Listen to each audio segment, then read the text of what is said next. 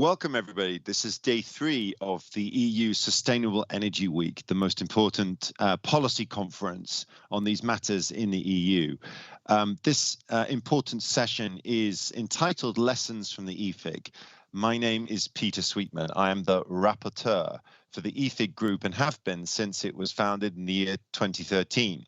I shall be moderator and chair of the session, and given that we've started slightly late to give everybody the chance to grab their coffees and to be prepared for this excellent session, I shall waste no time and introduce our first welcome keynote, which is from Claudia Canavari, who is the head of unit on energy efficiency policy and finance within DG ENER at the EU Commission. Claudia. Thank you, Peter, and good morning to everyone. I'm really pleased to welcome all the participants to this very important session. EEFIG really has had so far and will continue having in the future a very important role as regards financing and energy efficiency. You know that energy efficiency is playing a key role in reaching the objective of decreasing greenhouse gas emissions by 2030 by 55, and therefore we need to ensure that the financing is there to indeed ensure that this target is reached. EEFIG has already provided a lot of solutions in addressing the bottlenecks that are preventing financing to reach the necessary objectives of addressing energy efficiency. And therefore, we are really looking forward to the next steps of this important work. And today you will hear what is happening so far and what kind of elements EEFIG has identified and how they've been addressed and how they will suggest that these should be addressed in the future. So with that, I'll just welcome again all of you and wish all of us a very good and interesting session. Thank you, Peter. Back to you.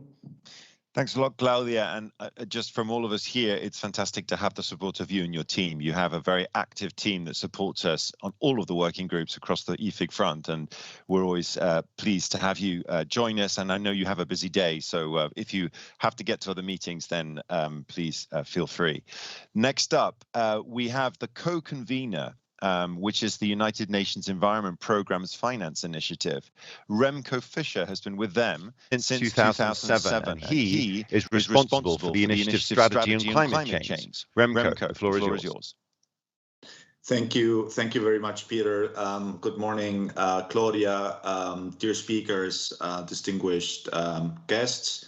Yes, on behalf of the Finance Initiative of UN Environment, it's my pleasure to be here with you at this session on this important question and challenge of unlocking at-scale private finance for the major improvements in energy efficiency that we need within the EU, but also beyond, I think, as Claudia, you said it, to make the Paris Agreement, among other things, to make the Paris Agreement on climate change a reality. Helping unlock that financing, repeating what previous colleagues have said, is of course the objective of the group that's convening this session today, the EEFIG, that as UNEP we are very pleased and very proud to support and to co-convene together, of course, with various partners in this endeavor. UNEP we have now 400 financial institutions globally across banking, investment, insurance, and the mandate that they have and the mandate that we have is help green the finance sector, so that a green finance sector or a greening finance sector can use the tools and the means and the influence and the power that it has to help green the real economy. More specifically, I think the question that brings us together today and that kind of also motivates EEFIG to come together is how can the finance sector become that key enabler, that key catalyst, the driving force perhaps even of Paris Agreement implementation and of the decarbonization of the global economy all the way to net zero emissions by 2050, which is what we need to achieve, and for which we only really have 3 decades left or so. that question is a very serious, a very urgent one. I don't think I have to go here into too much detail, but of course, as we've just seen this week, emissions are up again after the COVID pandemic. There's not been too much of a slowdown. We're reaching 415, I think it is now, ppm, parts per million of CO2 in the atmosphere. This is 50% higher than before the Industrial Revolution. It's higher than it's been in hundreds of thousands of years. And the result is we have now 1.1 degrees. The world is 1.1 degrees centigrade warmer than it should be. And our emissions trajectory is still taking us all the way to 3 degrees in the second half of this century, which is 3 times as much global warming as we have now, and which would, of course, in all likelihood, cause disruption, economic, societal, and ecosystems-wise, that would be too hard or too disruptive to adapt to. We also, have EEFIG, and we also have UNEP-FI, our own organization, because of the nature and the power and the influence of financial institutions. I think that's the point. They do mirror in their portfolios the entire economies of countries, that their portfolios are universal. That makes them keenly interested in the stability and the well-being of the full system, as opposed to the well-being of one sector or one company over the other. And they do have all the influence together, especially all the influence and the power that it takes to effectively engage business associations, the real economy that they lend and invest into, but also regulators and governments that, of course, provide the policy frameworks within which all of this needs to unfold. In the last couple of years, I think we have seen a surge in concern and reaction to climate change by the finance sector. I think it's pretty visible now. Most of this action, though, up until recently, and with the exception of EEFIG, has followed a little bit of a conventional logic of, well, climate change is there, there's risks, there's opportunities, so let's just, as financial institutions, make the best of it, manage the risks, and seize the opportunities. In addition to that, however, increasingly financial and corporate actors are not only being reactive or perhaps passive to this challenge, but they end to the need, and they're not just waiting for policy and regulatory reform to happen, but instead they are pulling their sleeves up and helping co-shaping the policy reform and the regulatory reform and the development of technologies, et cetera, that are needed for change.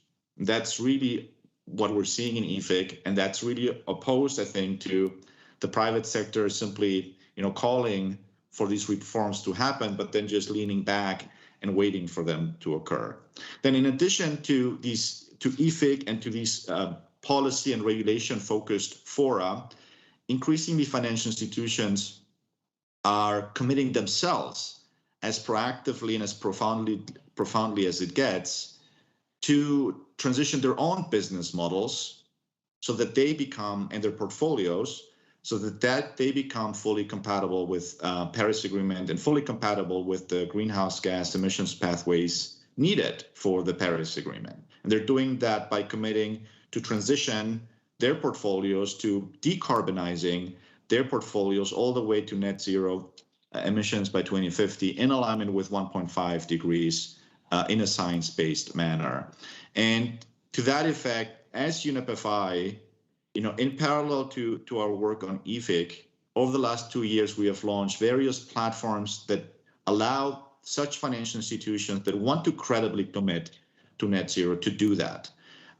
We are now facilitating the UN, co-facilitating with the PRI, the UN-convened Net Zero Asset Owners Alliance, with 10 trillion in assets there. We're facilitating the Net Zero Banking Alliance with around 50 trillion in assets there, and also the Net Zero Insurance Alliance. There's now, this means 150 financial institutions with 75 trillion in assets committed to net zero. Their portfolios are committed to net zero, and that's the level of vision and the level of ambition that we need from the finance sector. What is needed now is that all of these financial institutions do EEFIG type work. They join EEFIG because what happens in EEFIG is that committed financial institutions roll up their sleeves and start working with regulators, with policymakers, and with other stakeholders on all of the reforms that are needed to make all of this happen. And I'm sure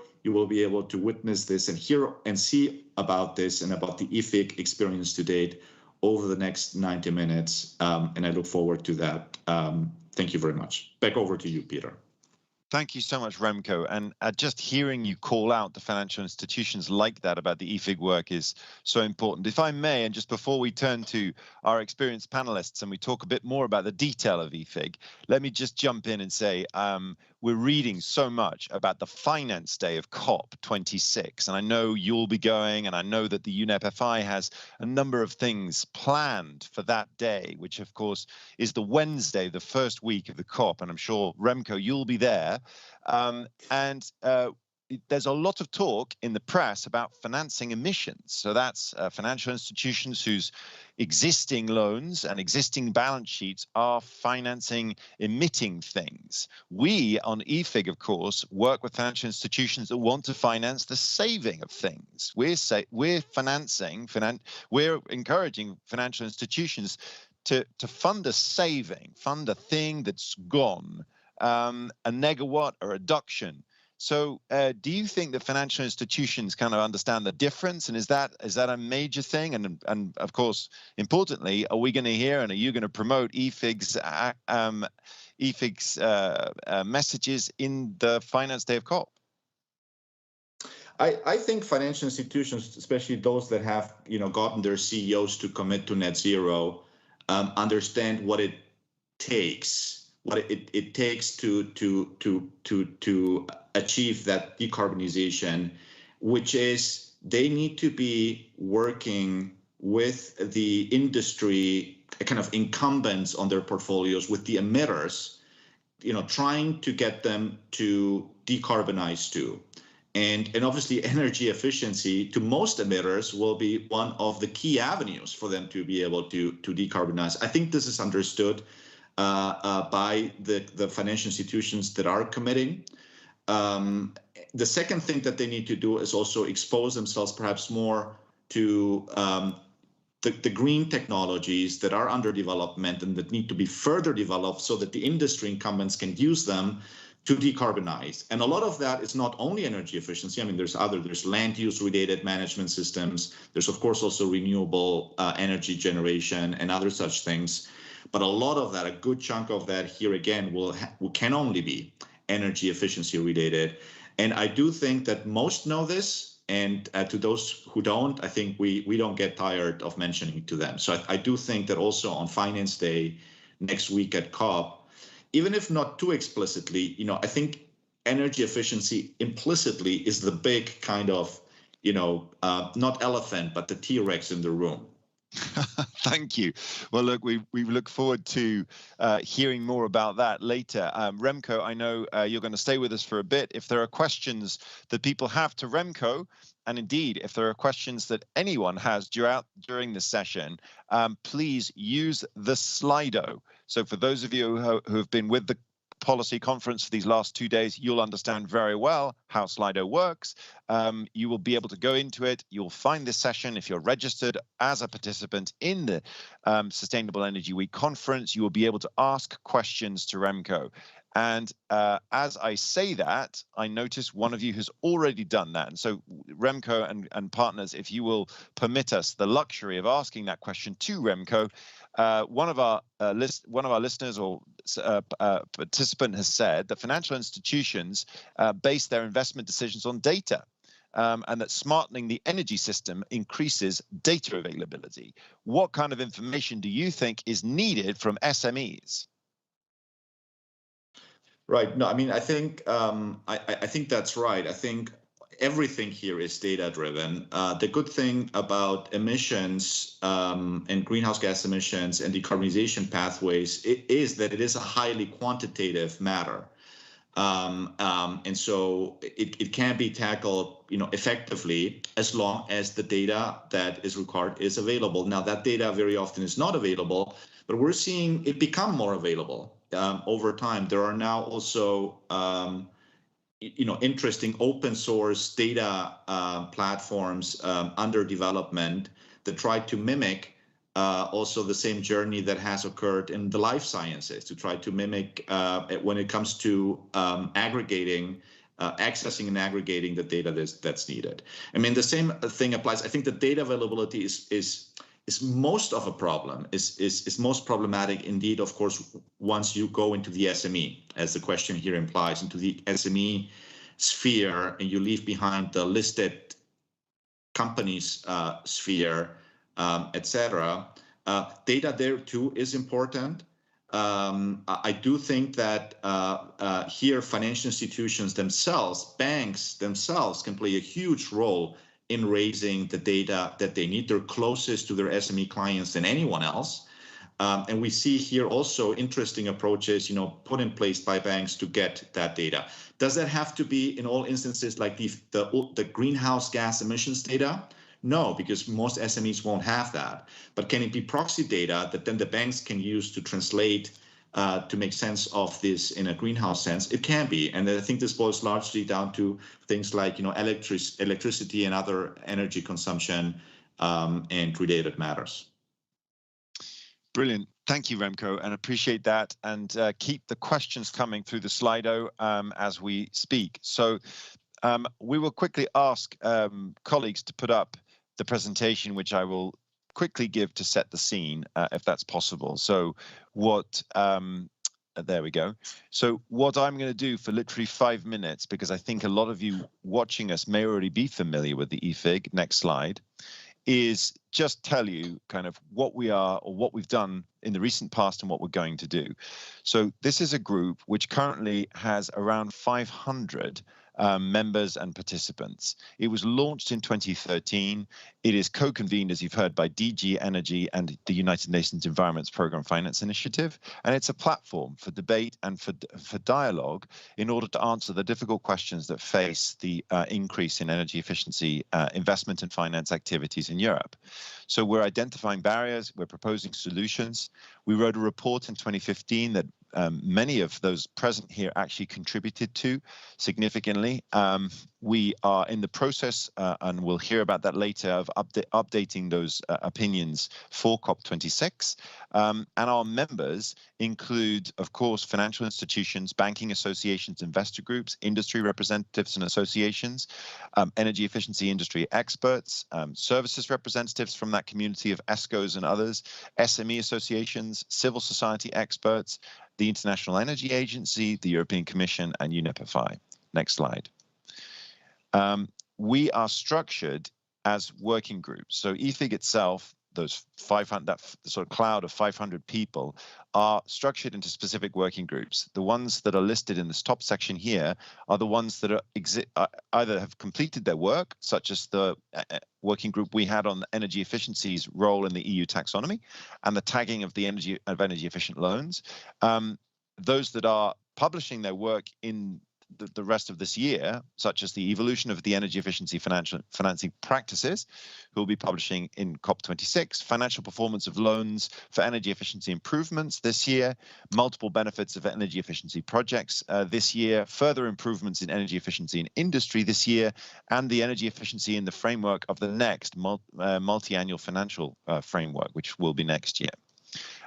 We also, as a group, have produced specific tools. I'll talk about the de-risking energy efficiency platform, DEEP, which is Europe's largest database for energy efficiency investments, currently holding 28,000 investments within it. There is an underwriting guide, which is a value at risk appraisal framework designed for improving the operations of financial institutions and our members. And there are dissemination activities, as well as stakeholder activation.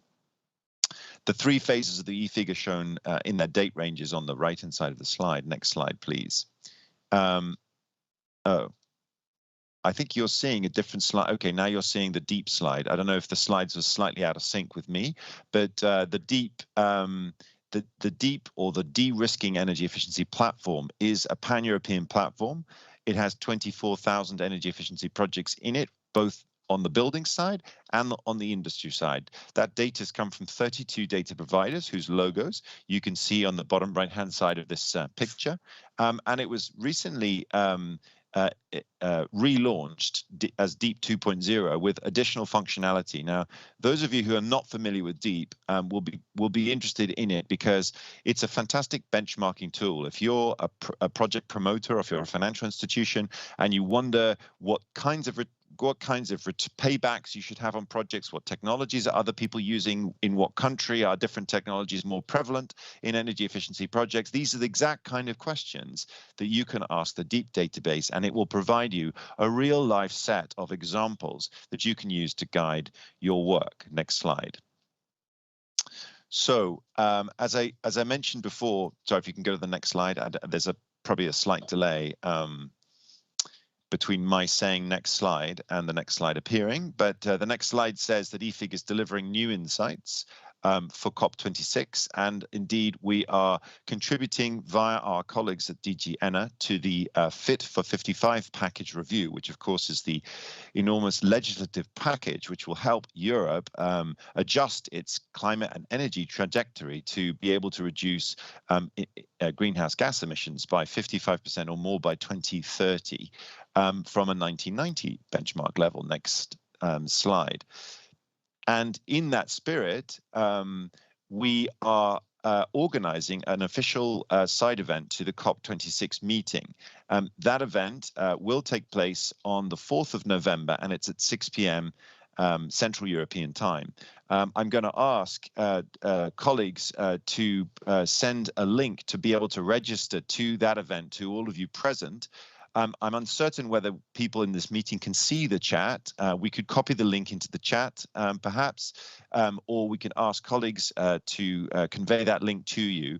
But there is an EU pavilion at the COP, and EEFIG is very delighted to be producing its recommendations from a report which has been working for 2 years on the evolution of the financing practices for energy efficiency in buildings, SMEs, and industry.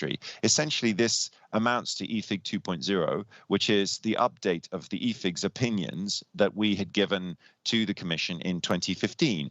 This is a critical document, and members of the panel just later in this event have been chapter leads, including Bettina, including Jessica, and including Carsten, who supported the industry section with Nicholas and Juan. So this session, you'll hear bits of what's expected for the COP, and please, we encourage you to join our session on the 4th. Next slide, please. The other thing that EEFIG has been thinking about and will be talking to is why financial institutions who are essentially lending to real estate, why or how their world has changed, and what we see as being new evidence that they should be considering in order to increase the speed at which they're delivering to their clients energy efficiency. And those 4 reasons really are: there's regulatory and stakeholder pressure on financial institutions to align their activities with the EU taxonomy and to report to it, and the taxonomy deals with buildings, construction, and renovations. There is growing evidence that mortgage loans that are collateralized by energy efficient properties are in fact better credits. That's terribly important, and a number of our members have provided us large amounts of evidence from their own portfolios to support that claim. Then thirdly, the energy efficient properties are indeed worth more than the inefficient ones. There was a report in 2018 where the JRC indicated that their rule of thumb for this green premium was between 3 and 8%. And 4, the future risks of stranded properties that fall below minimum energy performance standards. Minimum energy performance standards are the standards that the Commission committed to include through the renovation wave strategy in the Energy Performance of Buildings Directive, which we expect to see released as the updated version on the 14th of December of this year. So, next slide. The thing that is particularly important for all of you listening is that we also have 3 new working groups which are just launching.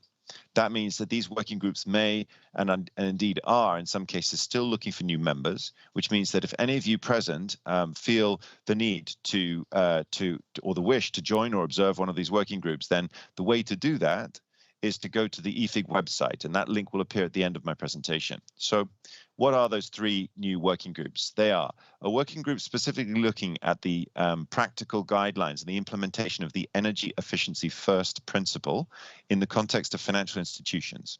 The second working group is a working group dealing specifically with consumer data, with the data that we've heard Ranko talk about earlier on, and Claudia, the critical data that financial institutions need to increase their levels of energy efficiency investments and on consumer demand. The following slide, so next slide please, gives you a sense of, so basically each one of the EEFIG working groups has a terms of reference, and these bullets are taken from that terms of reference. So to apply the energy efficiency first principle in sustainable finance, we need to observe the current practices in the financial sector. We need to review and research the current and potential use of the energy efficiency first principle. We need to analyze the wider benefits of energy efficiency and whether they're considered in those investment decisions. We need to look at how energy performance improvements can affect the estimated value of assets. We need to identify financing mechanisms that could allow optimal valuation and distribution of benefits of energy efficiencies between investors, the final user, and society. And we need to discuss the results of the assessment made and the consequences for design of policies. All of this takes place over a period of 18 months. So it's quite intense. It's extremely good and well-informed work, and we are still open looking for members to support that. The second, next slide, please. The second working group I wish to highlight is the one that is around collecting and monitoring data on energy efficiency investments and financing. So what's fascinating is we quote numbers a lot of times in these presentations, but those numbers often come from the International Energy Agency. They may come from Eurostat. They may come from the EIB. They may come from models like the Primes model, which governs a number of things. But a number of those estimates of investment data are in fact top-down estimates derived from the sale of goods and other things. And then we have other things like the DEEP database. It's a bottom-up database. It collects the investment data sort of one by one. And there we have, colleagues from Tatiana from the EIB will be talking later a little bit about this challenge in the context of our panel.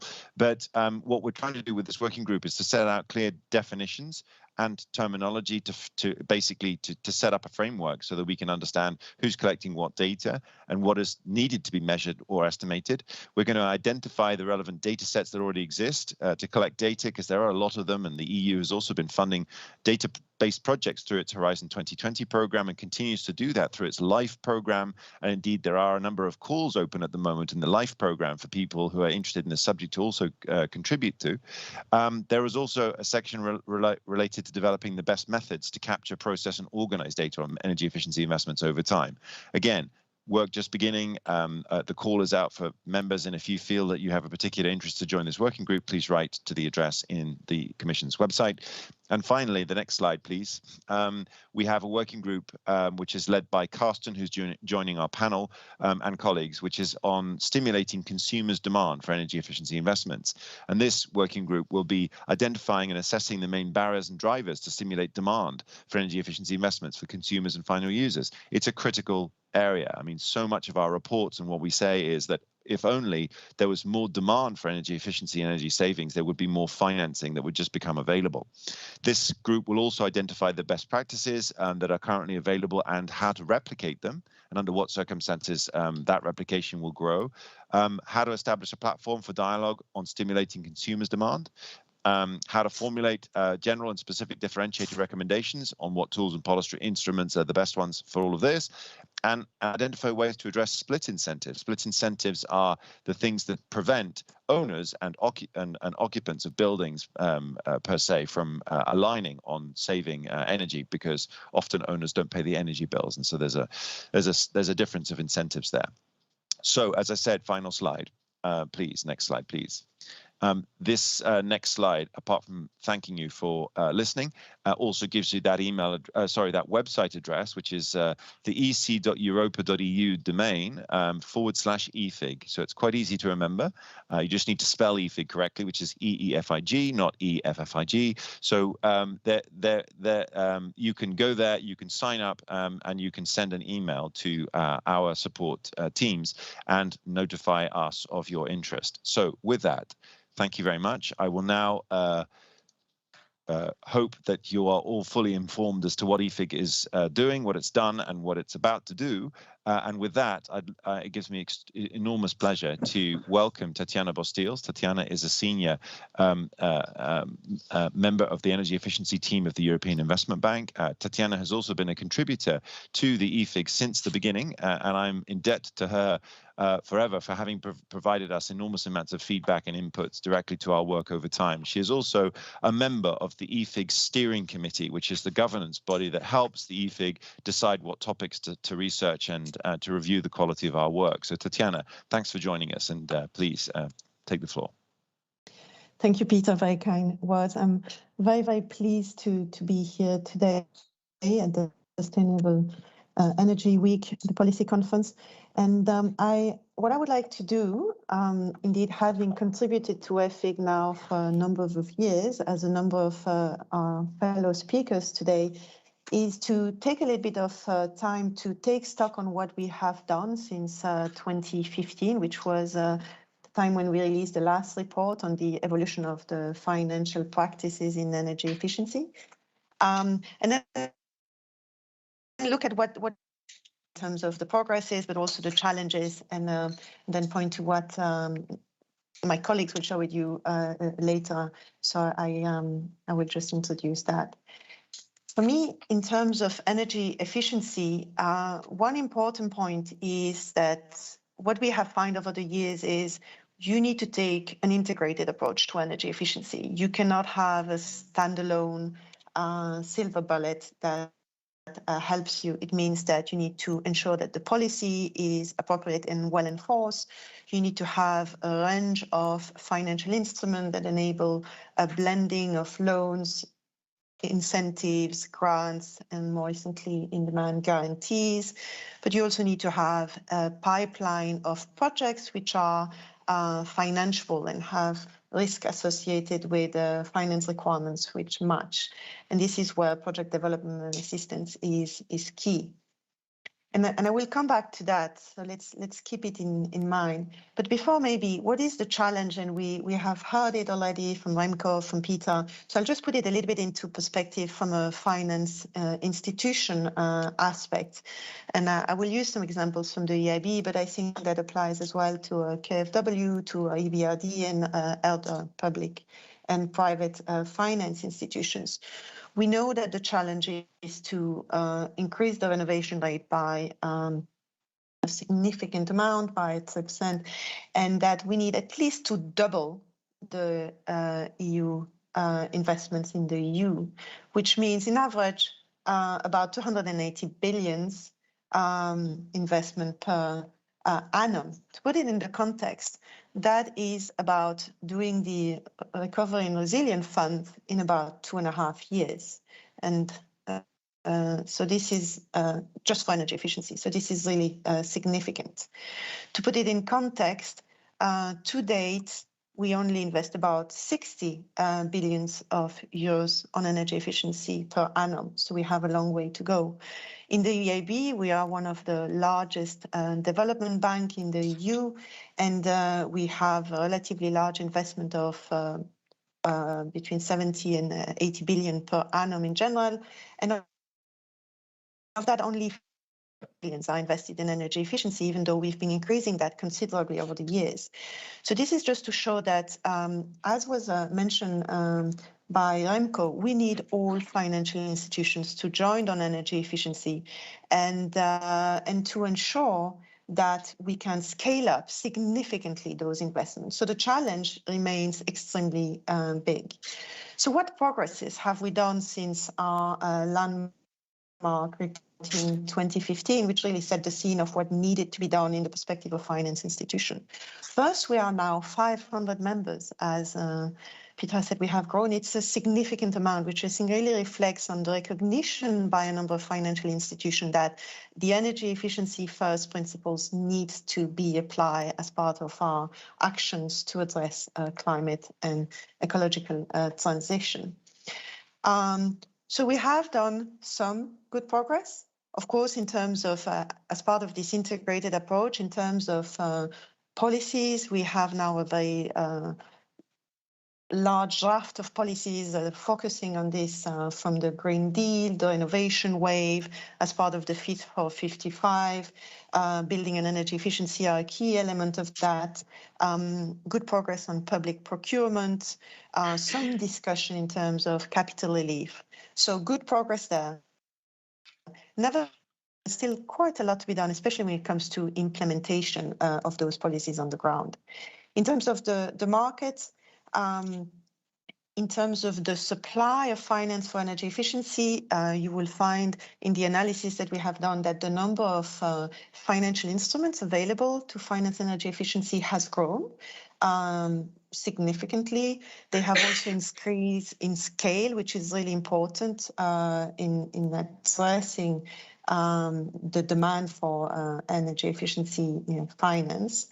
However, it is not sufficient, as I have said. They have, however, enabled increased aggregation, a key aspect to make energy efficiency projects reachable for financial instruments. We have developed some de-risking tools. Peter mentioned that, but there are also de-risking tools in terms of guarantees now provided by banks or EIB or some member states.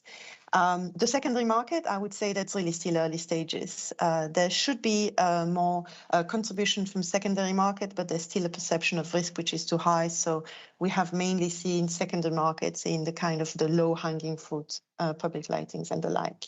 In terms of demand, I would say that this is really where not enough is yet done, and where the crucial element of integration is the provision of technical assistance and project development assistance. If I take the example of one program that we have in the EIB, which is funded by the EU, the ENER program, for every euro supported in terms of technical assistance, it can deliver 37 euros of projects on the ground. So at present, the amount invested in ENER has been 280 million, but that actually had led to about 7.2 billion of projects. So really quite crucial. So some good progress. What are the challenges ahead? Agreed with Peter, data. We still have a big issue with data in terms of the understanding of risk and the pricing of that risk. Another very important aspect, which will be discussed in the report, is transaction cost. The cost is still too high, and the cost of financing energy efficiency is often perceived as too risky. Low energy prices in the current energy prices discussion, a very interesting one.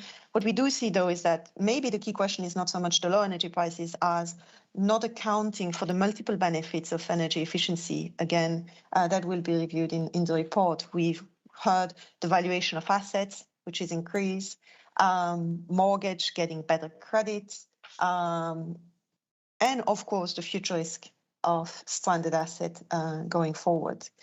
But also, in the current context, health benefit, employment benefits. So really very important aspect, which if they could be internalized would make those much more significant. Some promotional banks do that already, but they really remain, I would say, the exception in the private finance institute compared to private finance institutions. Also, and we will discuss that and you will hear it from the other speakers, some segments are particularly difficult to reach when it comes to low-income SMEs. So how do we approach that? How do we ensure that they also have access to energy efficiency finance in the context of those multiple benefits that I have mentioned? And in the context of the just climate transition, which is going to be a very important element of the energy efficiency first in terms of energy poverty. The good news is there is some really good practice, and the report has numerous examples of what can be done. I can point to good progress in Spain in terms of green mortgage with UCI, BBVA, who are really promoting that very successfully, working with EMAP, another very successful initiative. Another example of local authority-based work with the Lithuania platform with VIPA targeting multi-apartment buildings. We have seen some really good examples of one-stop shops, which are helping this project development assistance in France and in Ireland. In Italy at the moment, we have a great example on tax finance, which is proving very successful. And you will find more examples of that in the review that we have done of financial practices, which really are giving a lot of hope to us in terms of what could be done. In the more, I would say, the more meaty part of the subject is, of course, the key recommendation. And this is where I will hand over to the other panelists who have worked into that into a lot of details. But I really wanted to emphasize that while the challenges remain really high, and I didn't want to highlight them, we do really have everything in our hands in terms of understanding of what financial instruments work and in which context, and in terms of good practice, as well as the good work that has already been done, whether it's the database, whether it's the de-risking tools, to really take this at a much going forward in this really important decade. So first, to finish, I'd like to thank all of the participants of this EFIG working group who have made this possible, and I'm myself really interested to hear the recommendations and more details on future steps that we believe will really help scale up this market. So thank you very much, and I'm available for any question and looking forward to speakers.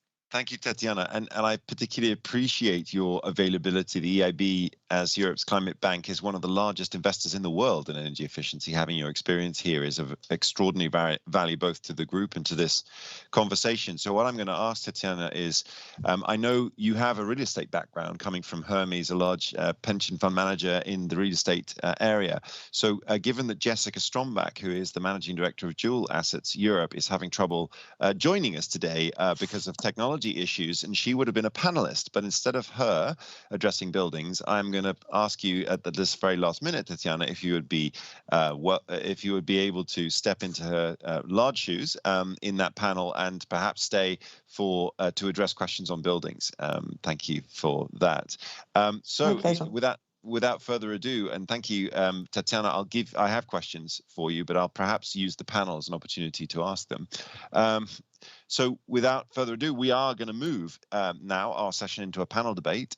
The purpose of the panel debate is for us to debate, to hear from the key authors of that document that will be launched in the COP26.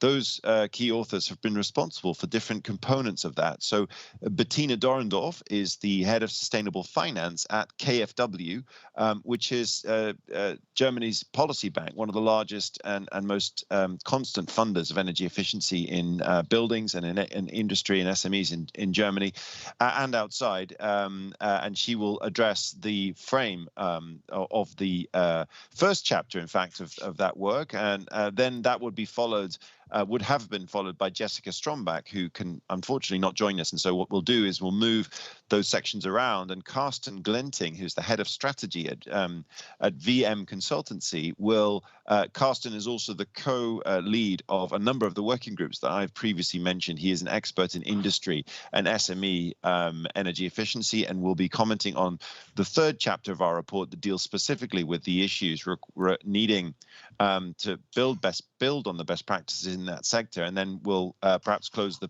formal part of the panel by returning to Tatiana to address buildings. So given that, I noticed a few of you know how to use Slido, because I've seen some questions coming. One question says, if I'm interested in a specific EFIG working group, who should I contact? So one of the things that I've suggested our technical support do is place the link, which I had in my presentation, which is a link to the EEFIG website where you can sign up. And in your sign up message to the EEFIG group, you can just request further information, or you can place information in there about the working group that you're interested in. So that would be the way to do it. And I'm going to ask our technical moderators to place that instruction in our chat for you all to see. So having said that, and without further ado, and noting we also have some polls on the Slido page that you can also take a look at and help us fill in, I'm going to offer the floor to Bettina, who I previously introduced, who is going to talk quickly for 5 minutes about her working contribution from KfW into that thing. And in fact, Bettina, if you wouldn't mind thinking a little bit about the taxonomy that we mentioned before, whether the taxonomy will help drive that flow of private capital into energy efficiency. And of course, from your perspective as a national promotional bank, what do you see as being the best tools that we have to increase the energy efficiency investment flow?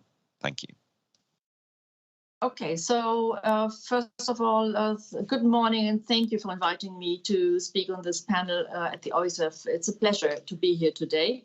And I'm working at the promotional bank KfW, actually not as a head of sustainable finance. We do not have such position. I am in charge of sustainability and sustainable finance in relation to the domestic promotional products. So as regards your question on the EU taxonomy, well, will it help to drive private finance into energy efficiency? I think it will, because the taxonomy is already becoming the benchmark for green and sustainable investments. And I think that it might take some time until the market participants have fully digested the complex criteria.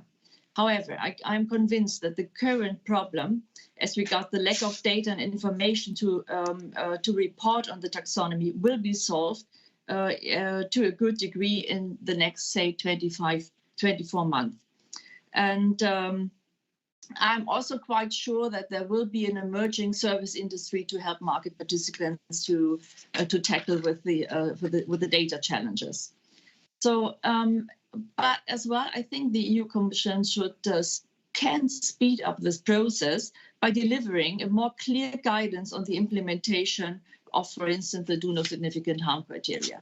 So what do we need to make the EU taxonomy a real success for attracting private capital for energy efficiency? It's more support, more guidance, implementation guidance, and quick development of a good service industry. So I will now summarize, give you a very brief insight of what we titled the Rationale for Scaling Up Energy Efficiency in Europe. And this is the first section of the new EEFIG report. It has been developed actually by a team of authors, namely David Massarira from Responsibility and Ivan Gerginov from Economy and myself. So since the publication of the first EEFIG report in 2015, we saw a significant shift of the political and societal landscape and attention towards sustainability. And this is very positive. It seems that recognizing the importance to invest into sustainability and energy efficiency being part of it has finally moved from the so-called boiler room to the boardroom. Another supporting and driving force for energy efficiency also stems from a dense and dynamic regulatory agenda addressing sustainability and energy efficiency in particular. It has already been mentioned, just the most recent one was the Fit for 55 package. Also very important was the creation of the energy efficiency first principle, now included in the EU governance regulation and the EED recast. And I think the efficiency first principle cannot be given enough visibility from my point of view, because renewable energies and hydrogen, for example, absorb a lot of attention in the broader sustainability debate. Even it's so obvious, each kilowatt hour saved does not have to be replaced by any other sources. Okay, let's have a look at the market development for energy efficiency investment. And we did this in the first chapter of the new report. So talking about this, and the size of the investment market in numbers is a challenge and involves quite a degree of uncertainty. When researching for the section, we observed a lack of data, in other words, a lack of comprehensive tracking of energy efficiency investments across Europe. It has already been mentioned. This is not really surprising because energy efficiency investments by nature are relatively small and heterogeneous. But it shows that there is work to be done in this field of investment data collection. So, well, in terms of size, the energy efficiency investments in Europe were in the range of 60 billion euros per year in the period between 2016 and 2019, whereby there was an increase between 14 and 16 and thereafter remained flat, despite the increasing policy support. And, well, it decreased due to the pandemic situation in 2020. However, there are good reasons to assume that the real volume of investments is higher. The German Energy Efficiency Index, for instance, indicates that the investments in the country into efficiency grew in 2020 despite the pandemic. Okay, the bulk of investments went into the building sector with 80%, followed by transport and then corporate and industrial finance, industrial sector. So this according to the International Energy Agency World Energy Investment Report 2020. And interestingly enough, this does not mirror the share of greenhouse gas emissions triggered by these sectors. So we have described all this in the first chapter. We also looked at the investment gap. There is an estimate of around 280 billion per year investment gap to achieve the European energy and climate goals until 2030 and more thereafter. And 2/3 of this relate to energy efficiency, which underlines once more its importance. Steps to close this investment gap requires actions from all parties involved, including institutions, and this will be addressed in detail by the other chapters in the report. However, when reflecting on how to close the investment gap, there is one important aspect to note. We assume that the strong regulation can help trigger investments, but there is a time lag between regulatory changes at EU level and the national transposition and implementation and their translation into investment activities in the market. Also, the speed of regulatory changes is an aspect because the changes are increasingly initiated before prior ones are implemented. And this situation adds uncertainty for the parties involved. So writing an update on the 2015 EEFIG report requires a look at to which extent the 2015 recommendations have been implemented.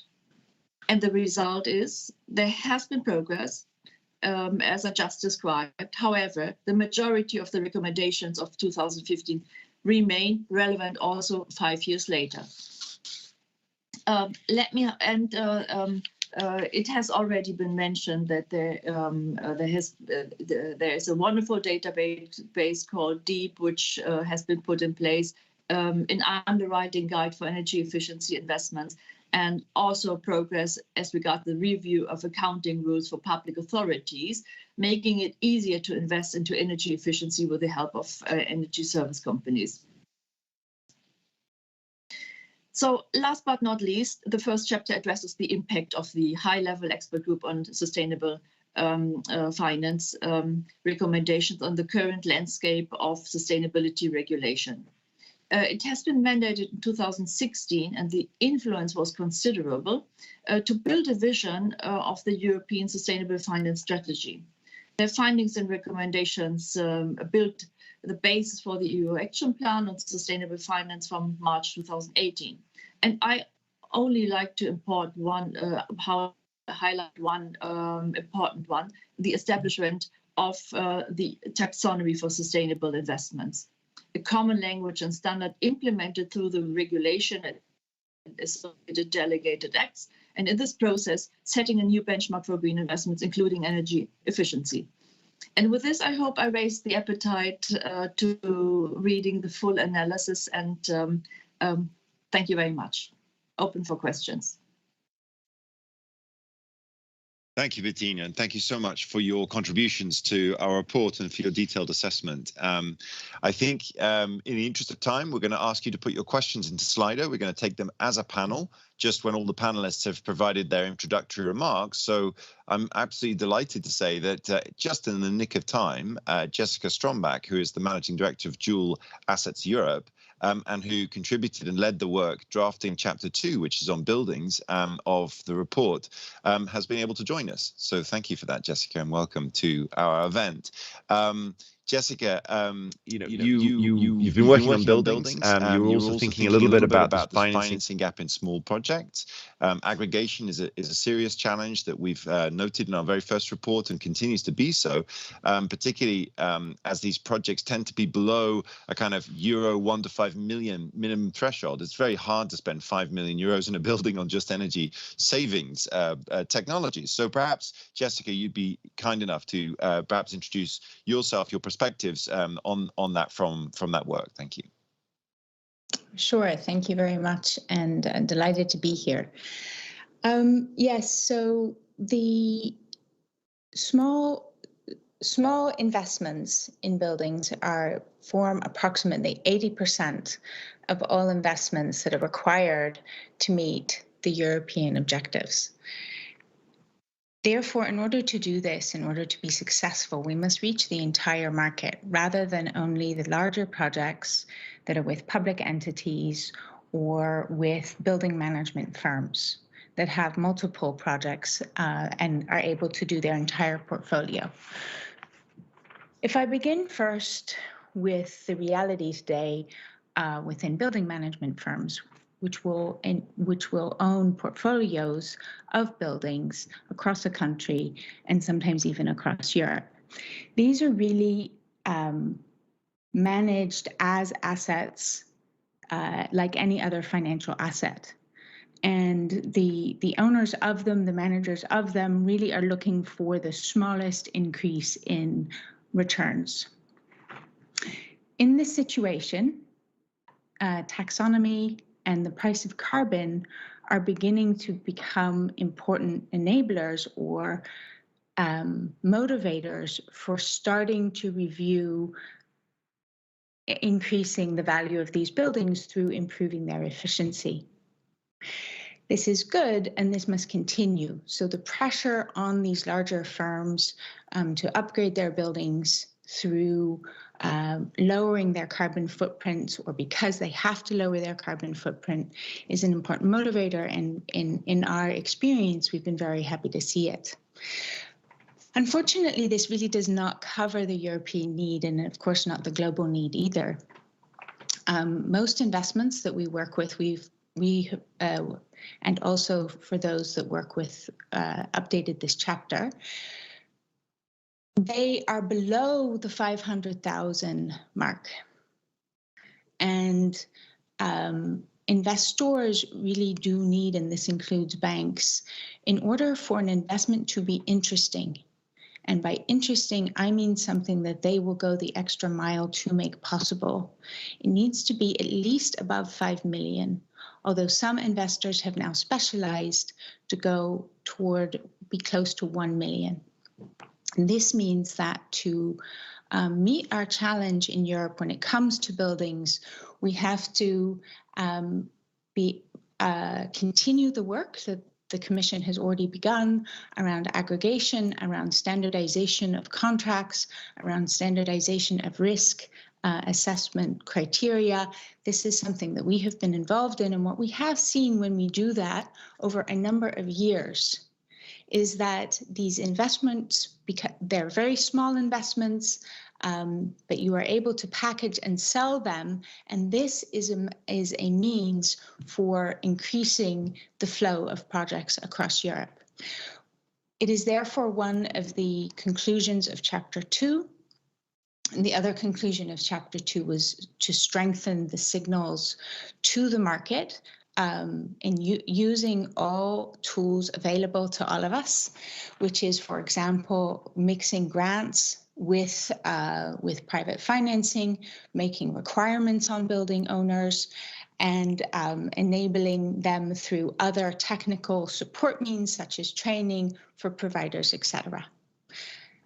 But our own experience has been that when you mix aggregation, when you enable aggregation, when you enable the standardization of contracts, you really do bring into the market new players, small players that otherwise are not able to enter. Thank you very much.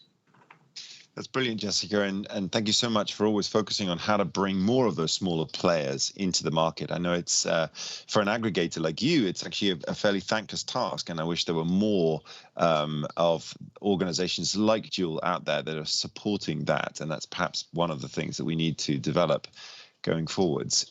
Next up, and finally on our panel, we have Carsten Glenting. Carsten, you've been thinking a lot about SMEs and some of the smaller aspects of the industry side of the equation, but not just that. You've also been thinking about energy intensive industries and how they're going to scale up energy efficiency investments. The question that we thought that would be interesting for us to hear is, will the SMEs therefore be left behind? As Bettina mentioned, taxonomy is putting pressure on large shareholder-driven organizations. Are SMEs going to be left behind in that flow? And also, what's the role, therefore, of financial institutions when it comes to financing industrial energy efficiency? Many thanks, Peter. It's a really relevant question you're asking. Industrial energy consumption is important for Europe. It's important for the energy consumption and decarbonization towards 2030 and 2050, but it's also important for competitiveness and jobs. And in particular, SMEs are important for jobs. The energy efficiency investments in industry, unfortunately, have been about constant annually for the last 5 years. And in order to reach the current European climate and energy goals, there is actually an investment gap of around 14 billion euros per year in industry. As you mentioned, EFIG's deep database, which includes 24,000 energy efficiency projects, half of them in industry, clearly shows that energy efficiency is attractive. It shows that energy efficiency is still the cheapest source of clean fuel for industry. And it also shows that there are still many energy efficiency projects in industry that have a payback below 4 years. Now, industry is complex. It's far more diverse than the building sector. At one end, you have large corporations that do have the financial and technical capacity to implement energy efficiency investments, and that they will do so if they find the business case compelling. However, until recently, the energy efficiency investments have been challenged in competition internally in the companies with investments in core business processes, and that had meant that often they don't implement projects that have a payback time longer than 3 years. This is, however, now changing, as I will come back to. The situation is more challenging for the SMEs. The SMEs have more limited capacity to finance energy efficiency investments. They have weaker balance sheets typically, and they also have lower capacity to identify and implement them, and are therefore very dependent on external assistance, both in terms of technical assistance and access to finance. Now, what is happening in the last couple of years is that large companies are increasingly looking at adapting to sustainability-related reporting requirements. First, driven by customers, investors, and banks and other stakeholders, many large companies have now signed up to the Science Based Target Initiative and are starting also to report Scope 3 emissions. This will just be further strengthened with implementation of the EU taxonomy for sustainable economic activities. If you're an SME, you often play a key role in the business-to-business supply chain for large companies. And this means that if you have not already been addressed by your customers in the large businesses, you will in the future be asked by them to produce data on your emissions and plans for reducing your emissions. So the SMEs, even if they are not hit initially by the sustainability reporting requirements, they will be hit by it through the supply chain for the large customers. So energy-intensive industry, they have become extremely ambitious over the last few years. They are now looking at deep decarbonization towards 2030 and 2050, and they're seeking partnerships with national governments on long-term stable policy frameworks to enable this. Such partnerships will also allow financial institutions to provide commercial financing for green transition that will keep the companies competitive. On the SME side, there are challenges because of the lack of capacity and the lack of access to capital. And it's our hope that large industrial companies will not only send a letter that says you're one of our 7,000 suppliers, and if you're not able to report to us on your emissions and reduce your emissions, you will not be selected in the future, but rather would work actively with their supply chain on helping them to become and stay competitive. But clearly there is also a role here for financial institutions and for the European Commission in assisting SMEs to comply going forward. And also there's been very good experience in a number of countries with energy efficiency networks that allow peer-to-peer information exchange between SMEs. And you asked then, what is the role of the financial institutions? Well, today, most energy efficiency investments in the industry are actually not financed directly by financial institutions. They're financed from internal resources and through general corporate credit lines. There is a role for financial institutions going forward. The energy efficiency first principle and the taxonomy has been mentioned several times, and clearly financial institutions should give priority to energy efficiency investments. This will support the strategy for sustainable finance.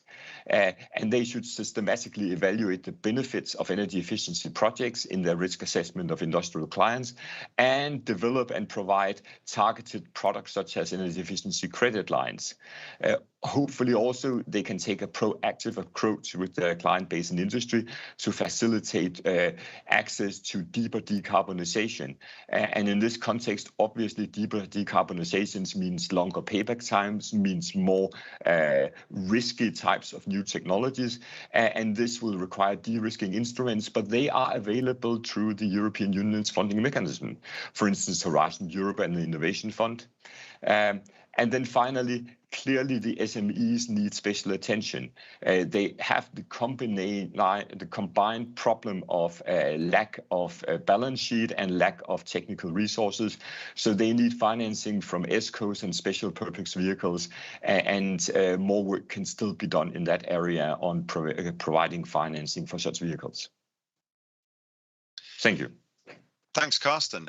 From all of you, I'm getting the impression that there's a lot of detailed work really going on. It's almost at this event. I mean, we've done a lot of events together like this at EEFIG over the years, and I'm much persuaded that there's a lot of action really happening. I feel bubbles under the surface here based on all of what you've been saying, and as almost as a testament to that, we have 7 questions that have come through the Slido poll to the panelists. So what I'm going to suggest we do is when I ask each one of you to answer a question, please do not ideally spend 30 seconds answering it.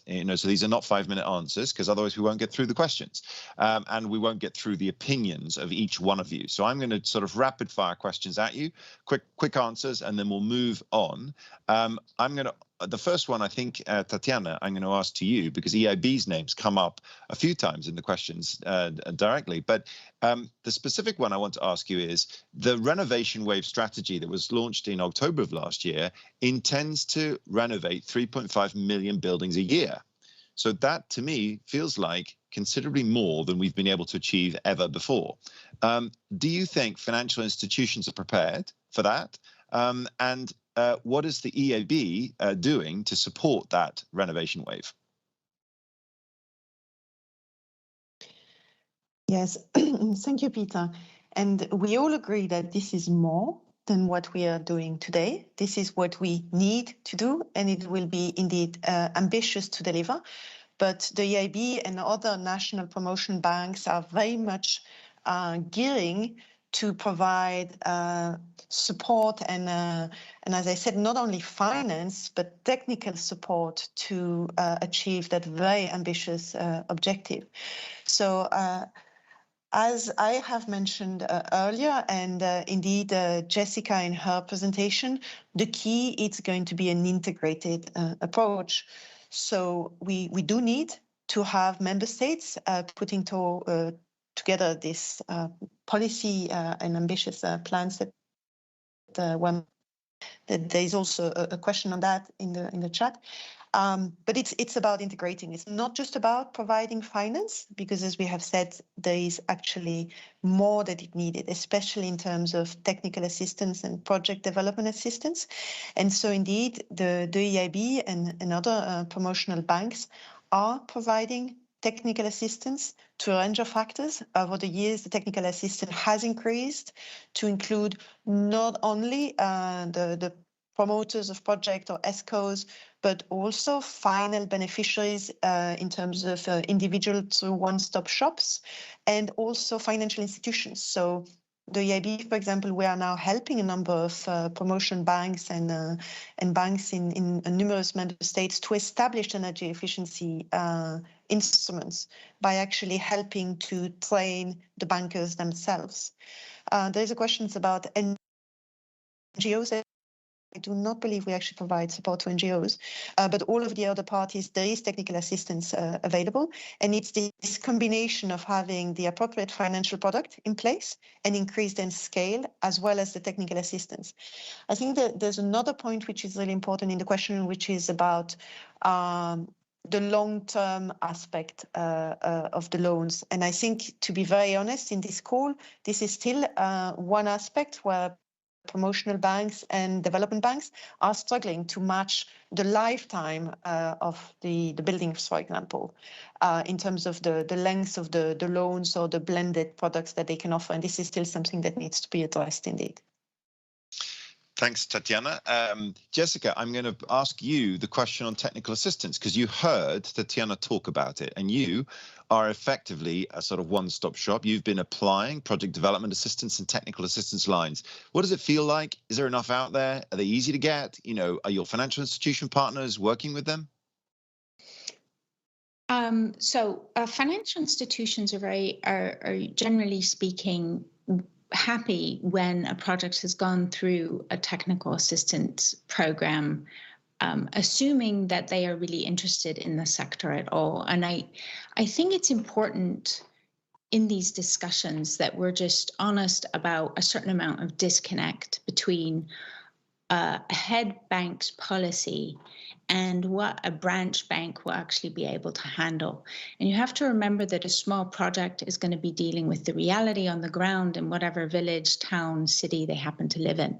So a technical assistance process is key and an important enabler in enabling a particular project developer to go outside their own town and their own banking system, if you will, and really search out and have somebody like us or somebody else who will have the contacts within the industry that will be taking interest in these projects. So yes, it's extremely useful. Yes, it makes absolute sense, because once the project developer is using a standardized contract and a standardized process, they become much, much easier for any financial institution to handle. Is there a gap still there between the reality on the ground of being able to work if you're really a small company or you have smaller clients, and what's our goal for this team in this group? Yes, there's still a gap, but does it make a difference? Absolutely, and there is progress that's taking place. Great, thank you, Jessica. I think we obviously just need more of that and more of the same. Bettina, I'm going to turn to you because KfW works well with financial institutions. So my understanding of your program is you blend essentially government support, different monies, you borrow in the capital markets at very low cost, and you provide that money to people people who want to renovate their homes. You have different standards. People are encouraged to renovate more deeply. You give debt forgiveness if they generate the savings that they target generating, and you've got a sophisticated approach that's been working for many, many years, you know, very much connected to all of the retail banks that offer client services in Germany. So in that context, you know, I mean, are your retail facing clients, those banks that you work so directly with, are they seeing an uptick in demand for energy efficient renovations thanks to the renovation wave? Is there anything you can tell us about how you prepare projects in that process, meaning who does the technical work, and how do those, you know, how do people come into the banking system through your partners, and how do they get in touch with KfW? Just talk us a bit about sort of your view of those relationships and how they can perhaps change and upgrade over time. Okay, thank you very much, Peter. So KfW is working with a so-called on-lending business model, meaning that we do not have our own branch offices. We market the promotional products via a very broad networks of financial partners. So we lend them money, and so that they on-lend it to the end customer under the conditions of the promotional products.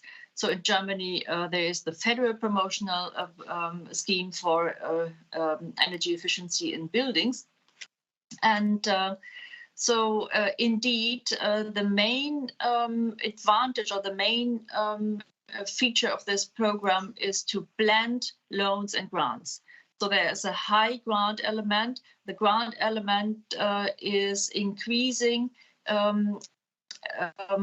So the higher the level of energy efficiency reached with the investment measure, the higher the grant element. And this provides, this helps finance the high upfront cost for innovative efficiency technology for the end customer.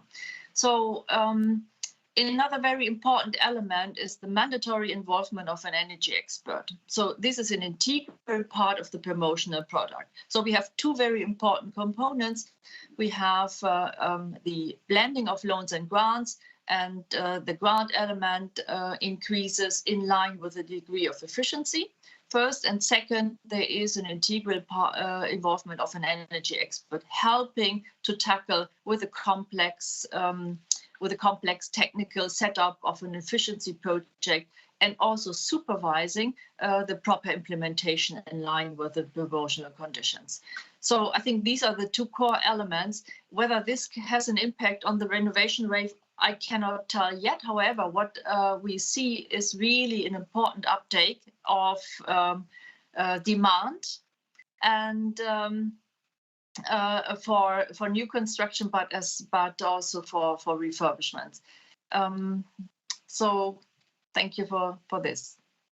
Thank you. No, thank you for that. I mean, I definitely think we need more energy efficiency experts in Europe. I mean, we have, 11,000 accredited in Germany, thanks to that system that energy experts locally can go to the government website and become accredited, and therefore visible to people who want to do a renovation. Frankly, in other countries, we just need that, don't we? We just need more energy efficiency renovators who we can talk to about our projects.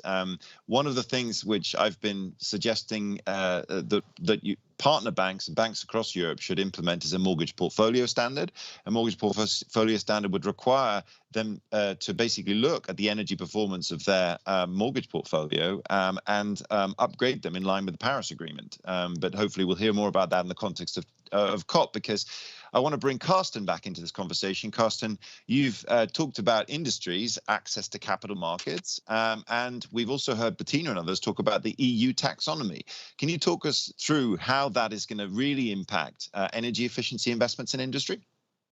Yes, Peter, I think the EU taxonomy is going to affect both access to capital, but also access to market. If you're a large or stock exchange quoted company and you're under the Corporate Sustainable Reporting Directive, you'll have to mandatorily to tell the markets and investors about your compliance. However, also if you're a company that are taxonomy compliant but not necessarily have to report it, you could have an advantage in telling institutional investors and your banks that you are compliant, because investors increasingly are trying to align their portfolios with the taxonomy, and many pension funds are developing green products for their customers, and if you market a product as green, you will have to be compliant, and that means you have to look at the underlying investments. This, of course, is equally relevant for SMEs because SMEs often need access to capital. So it does affect the access to capital. We also know that a number of large commercial banks that specialized in the industrial sectors are looking at all their engagements and how can they gradually engage with their industrial clients to green their lending products, and are even considering the possibility of restricting lending to corporate clients that are not willing to engage in a discussion on greening the activities. So we do think it will have a significant impact on the access to capital, and that it's relevant not only for the companies that have to report, but also for companies that could have an interest in reporting because it gives them better access to attractive capital. Thanks, Carsten. Brilliant. One thing that's come through the discussions is energy efficiency first principle. So we've got a working group on it. It's in Article 3 of the Energy Efficiency Directive. It's easy to understand, isn't it? You know, sort of when you do an investment to increase something, you've got to reduce your energy demand first. It was a principle used to expand the energy system in the United States. Energy efficiency performance standards were imposed on utilities there. It's fantastic. We're going to work on it at EEFIG. So tell me, anyone who is applying it, what does it mean to you? You know, I'll take whoever wants to tell us, but perhaps either Tatiana or Bettina, given that you're financial institutions here, tell us about the energy efficiency first principle at work.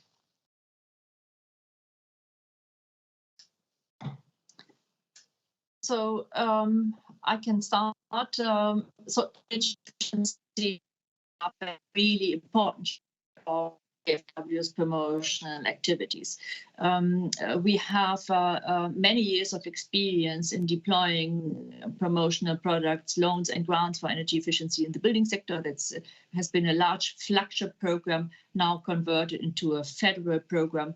So this is really at the forefront of the promotional activities for the building sector. And we have energy efficiency products for the corporate sector as well as for the public sector. And what's really important in my view is that designing the financial products which meet the specific needs of the different investor groups to deliver a good and healthy and growing project pipeline. So energy efficiency, as I said in my short speech, I think energy efficiency first cannot gain enough visibility, because I notice when I listen to discussions speaking about how to reach the Paris goals, climate neutrality, the discussion centers around renewable energy, centers around hydrogen, and energy efficiency is really not in the forefront of discussion. And this, I think, is really important to change. So making sure that the energy efficiency and the importance and the very important contribution it can bring to achieving the climate and energy goals is in the head and in the mind of all people involved in the climate discussion. Thanks a lot, Bettina. Tatiana, do you want to add to that? Yes. I think the very practical implication is the effort that the EIB has made to increase in energy efficiency as part of its energy lending over the years, and it has become the biggest, in proportion, the biggest sector of energy to receive financing from the EIB. How has that been done? it goes back, I think we have heard it again, is by ensuring that not only we have innovative financial products, one that is often referred to as the private finance for energy efficiency, the sustainable finance for sustainable buildings, but also now we are doing some really strong support for the green mortgages for those banks across member states who are now embracing EMAP standards. And it's this blending that Jessica, Bettina, myself are emphasizing, is the provision of technical assistance. And so we have really made that our key element of a new program we have in the EIBR for renovation, which has this integrated approach. I'm pleased to say that as part of the InvestEU and the multi-annual financial framework, there is a significant amount of additional monies for technical assistance and project development assistance, and we find that is really very much putting energy efficiency first. So there are some very practical aspects of ensuring that at every step of the investment process, including the project development assistance, you really focus on providing the help that is needed to foster the market. Brilliant, Tatiana. Thank you, everybody. We're coming to the end of this event. I want to encourage to our technical team, can you show everybody's faces all at once? I want our audience to be able to see all of us, if that's possible. I saw it earlier. I saw a picture with 4 of us at the side. I just wonder if that's possible. Of course, this is the issue of hybrid events. What I was going to do is I was going to ask everybody to do a thumbs up and a thumbs down based on questions, but it would appear that, here we go, look. Yes, well, look, that's most of us. So what I'm going to suggest we do is I'm going to say, based on your experience of EFIG, based on where we are today, are you more or less happy than you were at the beginning? Thumbs up or thumbs down? All right, all thumbs up. Okay, with respect of COP26, is energy efficiency the elephant in the room? Should we talk more about it at COP26? We should. And finally, based on the work that you're all doing and the motivations of the people that you come into contact with at financial institutions, do you really think financial institutions are paying more attention to energy efficiency these days?